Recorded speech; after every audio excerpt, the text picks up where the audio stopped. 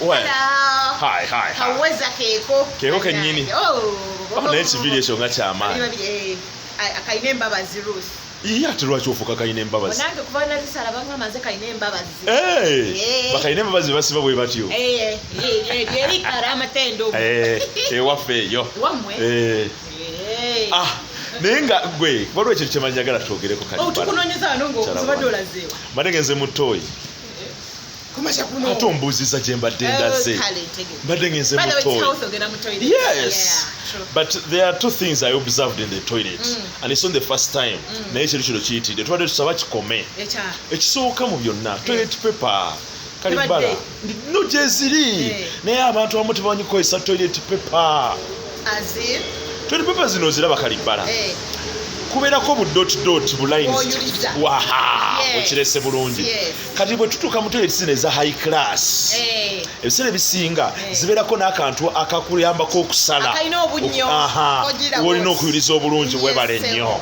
Naye abantu abamu bagituukayo bayuza toilet benywa toilet paper bagiyuza pya tebayuliza mu kalayini kali notuka toilet paper nga yonna eri awo yonna tonenya muntu kayima kisinza bw'oyingidde embeera gy'olimu oyinza okuba oyingiddeyo neyinzikulu nga n'okugyamu obujja bw'otya kale oba okoze kinene nnyo nanti jjukira okukozesa toilet paper eno Kalibbala oba omaliriza ekituufu naye tokiraba banna awo bw'omanyira omusajja arepinga abantu arepinga burepinzi buli kimu wala oli gw'otunuulira amaanyi gakosanga mangi kiki oba kisinzira ku tribe ekyo nakyo kikulu mulimu abatamanyi zikozesanga kakati bali abewaffe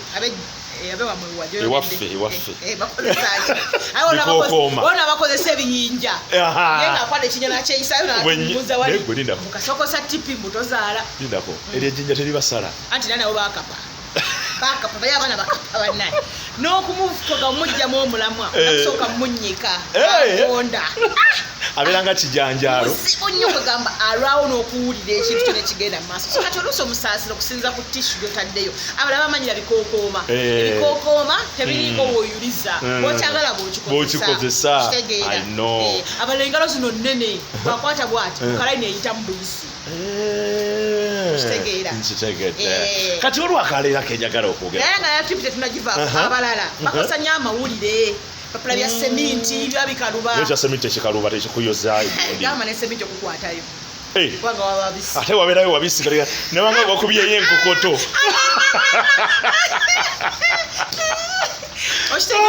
so kati amaanyi galigajjere mu kipapula kya seminti agayita ne ku tishu eno kati mangi eri soft so basonyiwe basaasi kati waliwo ekirala kyenyagala okwogerako waliwo buno obuntu abasajja bwe tofukamu babuyitaani obubakuli wammwe obubakuli ani urinozi smile urinozi ekyo akantu kano okagendamu ng'oli bwobu era kabeera kako gwe omunoomu nojja n'otunuza yo animal in that thing n'otiriisa kati kyeneebuuza I've realized this for quite a long time lwaki wansi wano w'akantu ako wabeera wabisi abamanyi temumanyi kutayiminga ate akantu kaba kanene sinti katono nnyo nga cupa nedda abamu balina obukonda nga bwa binika kakonoka kati